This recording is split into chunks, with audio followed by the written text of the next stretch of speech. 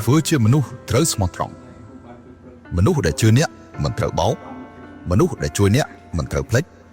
មនុស្សដែលយល់ចិត្តអ្នកមិនត្រូវចោលមនុស្សដែលស្រឡាញ់អ្នកមិនត្រូវធ្វើបាបក្នុងជីវិតមនុស្សនៅពេលដែលអ្នកតោកចាកបំផុតនោះមិនមែនមនុស្សគ្រប់គ្នាសុទ្ធតែអាចមកជួយអ្នកនោះទេប៉ុន្តែមនុស្សដែលបានជួយអ្នកពិតជាចង់ឲ្យអ្នកមានជីវិតល្អដូច្នេះ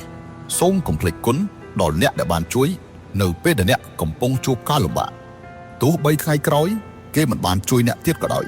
គួរតែចងចាំនៅអំពើល្អរបស់គេព្រោះនៅពេលដែលអ្នកគ្មានសង្ឃឹមនោះគេបានមកជួយសង្គ្រោះអ្នក